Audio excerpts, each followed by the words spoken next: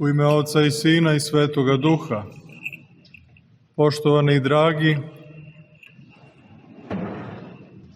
domaćine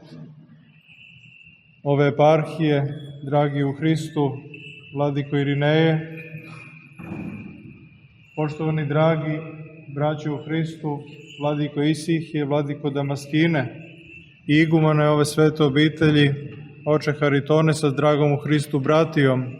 časni oci, draga braći i sestre, čestitajući bratstvu ove svetinje, ovaj veliki dan i praznik i njihovu hramovnu slavu, i svima vama, draga braći i sestri, i onima iz našega naroda koji u velikom broju proslavljaju današnji dan i praznik kao svoju krsnu slavu, i mnogi od naših sunarodnika također proslavljaju današnji praznik kao i svoj imendan. Izražavam veliku radost što sam danas na ovom divnom, svetom mestu, blagodareći bratskoj ljubavi vašega arhijereja, visoko preosvećenog mitropolita Bačkog, gospodina Irineja, i bratskom pozivu igumana ove svete obitelji, da sa istoka Srbije dođemo ovde među vas posle više godina i da zajedno slavimo Gospoda i da se zajedno radujemo u susretu jednih sa drugima. Današnji praznik, draga braćo i sestre, proslavlja svetog arhangela Mihajla i ostale nebeske sile bestelesne. I ovaj hram, ovako veličanstven, kada uđemo u njega, podsjeća nas i daje nam osjećaj ne kao da smo u unutrašnjem prostoru ograničeni, nego upravo suprotno. Kada uđemo u hram, mi kao da smo izašli na slobodu, kao da smo izašli napolje, kao da smo ušli u drugu dimenziju prostora i vremena. I za sve to vreme dok smo u hramu, posebno na bogosluženjima i na svetoj liturgiji, kao danas i u ovome trenutku, mi zaboravljamo svesno i namerno sva ona bremena, iskušenja i probleme sa kojima se susrećemo u ovome svetu, a opet svesno po svojim ljudskim mogućnostima, iako malim, ali opet Gospod nas krepi u tome, prigrljujemo ono što nam je dato kroz sveto evanđelje, kroz božansko otkrovenje, a to je sveto evanđelje i nauku Hristovu koju slušamo i za koju se po milosti Božjoj i njegovom pomoću i zastupništvom svetih, na prvom mestu presvete Bogorodice i svih nebeskih sila koje danas posebno proslavljamo, mi se trudimo da to sveto evanđelje upravo u svojim životima ovaplotimo i da po današnjem evanđelju se svrstamo ne među one mnoge razumne ili razborite i mudre od ovoga sveta, nego najpre želimo da se svrstamo u one bezazlene kojima je otkriveno Carstvo nebesko u tajni Svetoga pisma, u tajni ovaploćenja Sina Božjeg,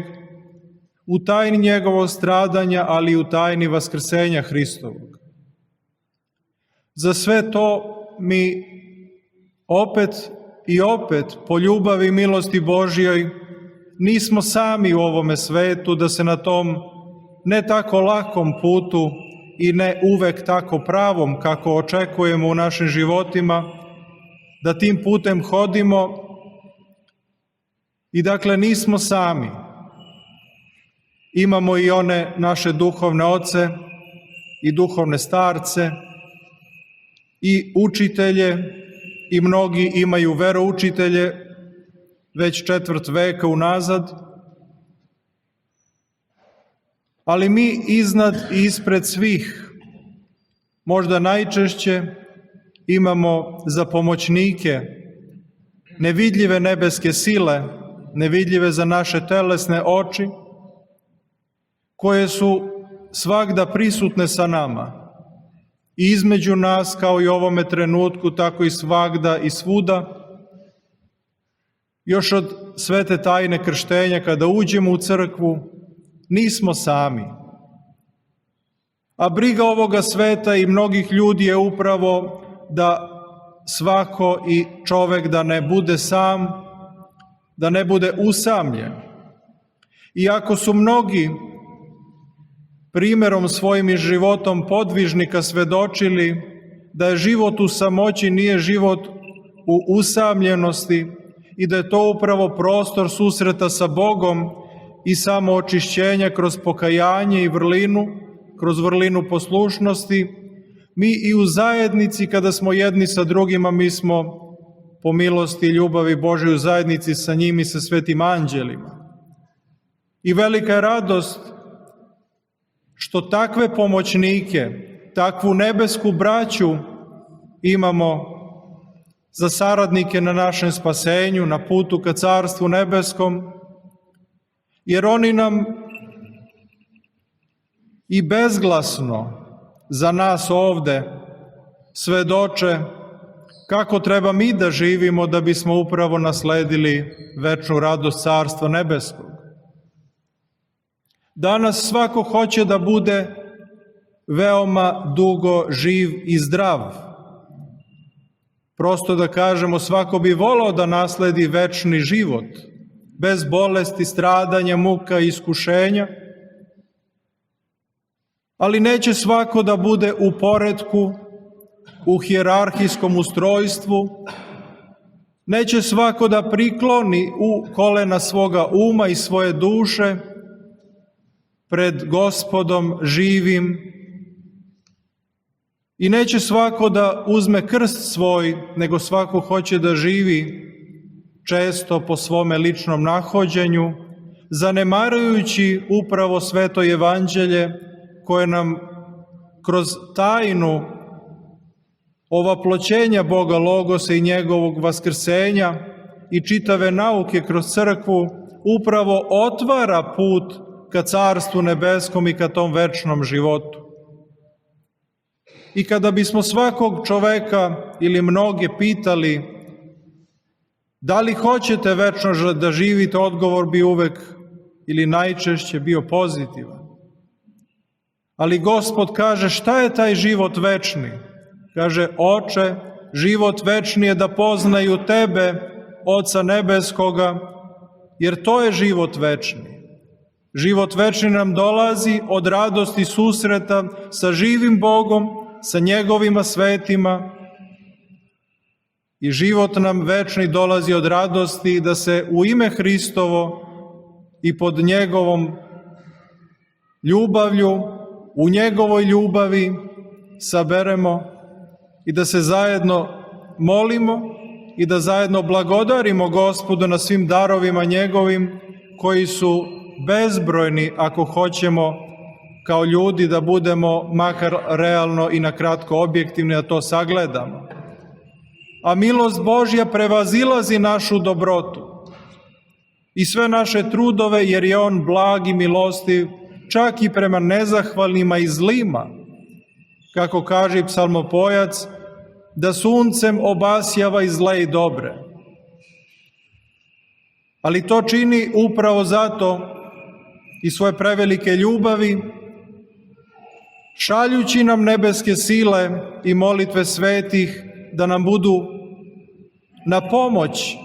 na duhovno prosvećenje, na utvrđenje u veri, na život u smirenju i pokajanju i na upravo duhovnu radost koju, ako imamo makar poneko zrnce milosti Božje u nama i ljudske dobrote, radost će blistati na našim licima i uzajamna ljubav, i po tome će svi poznati da smo učenici Hristovi, kako kaže sam Gospod u svome evanđelju. Blagodareći još jednom Vama, vaše visoko preosveštenstvo, dragi vladiko i draga bratio, sve vas još jednom srdačno pozdravljam, čestitam veliki dan i praznik i da nas Gospod sabira u crkvi svojoj,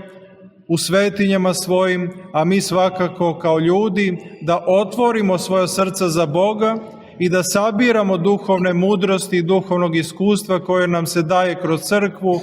i da upravo trudeći se smireno i skromno sa pokajanjem nasledimo život večni po milosti i ljubavi Božjoj. Amin.